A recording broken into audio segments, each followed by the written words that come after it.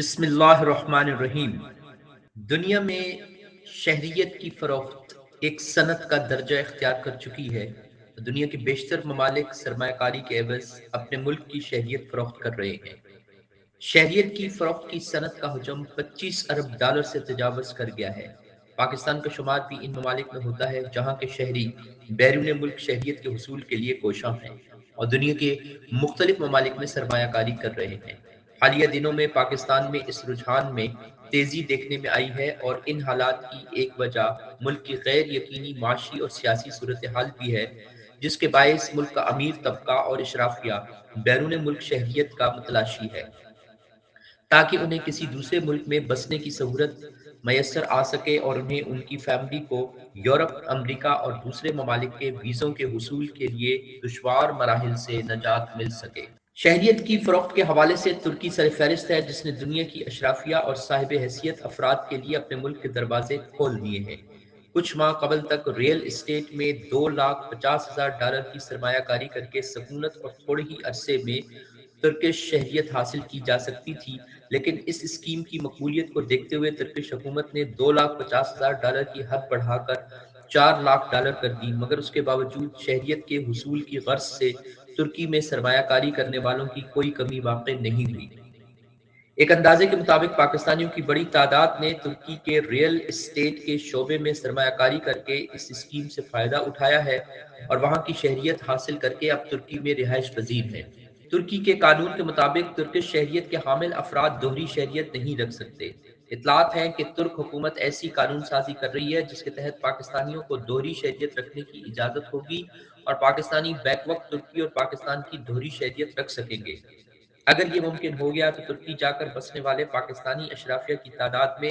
مزید اضافہ ہوگا۔ ترکی کے علاوہ Dominican republic $1,00,000، Monte negro $2,50,000، Portugal $3,50,000، امریکہ $8,00,000، مالٹا $10,00,000 اور برطانیہ $25,00,000 کے عوض شہریت کے لیے اپنے ملک کے دروازے کھول رہے ہیں۔ میں اپنے ایسے کئی دوستوں کو جانتا ہوں جو ان اسکیموں سے مستفید ہو چکے ہیں اور ان ممالک میں اپنی فیملی کے ہمراہ سیٹل ہو چکے ہیں۔ ایسی صورتحال میں یو اے ای حکومت بھی کسی سے پیچھے نہیں اور یو اے ای نے دنیا بھر کی اشرافیہ کو راغب کرنے کے لیے نئی اسکیمیں متعارف کرائی ہیں، جن کے تحت اگر آپ 2 ملین درہم یا $5,00,000 2 سال کے لیے یو اے ای کی کسی بینک میں فکس ڈپازٹ کروا دیتے ہیں تو یو اے ای کا گولڈن ویزا حاصل کر کے 10 سال کے لیے اپنی فیملی اور ملازمین کے ساتھ یو اے ای میں رہائش اختیار کر سکتے ہیں، جو قابل تجدید ہے۔ یو اے ای کی ایک اور اسکیم کے تحت اگر آپ یو اے ای کی پراپرٹی میں 2 ملین درہم یعنی $5.5 لاکھ کی سرمایہ کاری کرتے ہیں تو یو اے ای کا 5 سالہ گولڈن ویزا حاصل کر سکتے ہیں۔ ان دونوں اسکیموں سے دنیا بھر کے عمرا نے فائدہ اٹھایا ہے، جس سے بھارتی پہلے نمبر پر ہیں، جبکہ سینکڑوں پاکستانی بھی اس اسکیم سے فائدہ اٹھانے والوں میں شامل ہیں۔ کہاوت ہے کہ کسی ملک کا بحران دوسرے ملک کے لیے مواقع فراہم کرتا ہے۔ روس یوکرین حالیہ جنگ کے باعث روس اور یوکرین کے عمرا نے بھی یو اے ای کا رخ کیا ہے اور ریل اسٹیٹ میں بڑے پیمانے پر سرمایہ کاری کی ہے۔ روسی عمرہ میں یہ سوچ پروان چڑھ رہی ہے کہ ان کی دولت یورپ اور امریکہ میں محفوظ نہیں اور یہی وجہ ہے کہ روسی عمرہ نے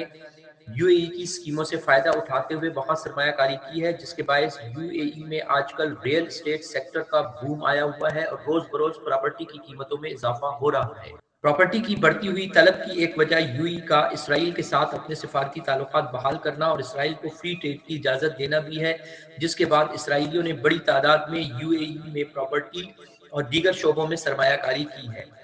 کسی بھی ملک کی معاشی اور سیاسی غیر یقینی کی صورتحال تشویشناک تصور کی جاتی ہے۔ یہی وجہ ہے کہ پاکستانی اشرافیہ اور صاحب حیثیت طبقہ ان حالات میں ممکنہ ڈیفالٹ کے خطرے کے پیش نظر اور روپے کی گرتی ہوئی قدر کے باعث اپنا سرمایہ بیرون ملک منتقل کر کے غیر ملکی شہریت کے حصول کے لیے کوشاں ہیں۔ اس طرح پاکستان میں غیر ملکی سرمایہ کاری نہ ہونے کے برابر ہے۔ حکومت کو چاہیے کہ ایسے اقدامات کرے جس سے پاکستانی سرمایہ کاروں اور اشرافیہ کا اعتماد بحال ہو اور وہ بیرون ملک سرمایہ کاری کرنے یا غیر ملکی شہریت حاصل کرنے کے بجائے اپنے ملک میں رہنے اور سرمایہ کاری کو ترجیح دیں۔ پاکستان اگر اسی طرح برین اور کیپٹل ڈرین کا شکار ہوتا رہا اور حکومت خاموش تماشائی بنی رہی تو وہ وقت دور نہیں جب صاحب حیثیت اور پڑھا لکھا طبقہ کسی اور ملک میں منتقل ہو کر اس ملک کی ترقی میں اپنا کردار ادا کر رہا ہوگا اور پاکستان مزید معاشی معاشرتی مسائل کا شکار ہو جائے گا۔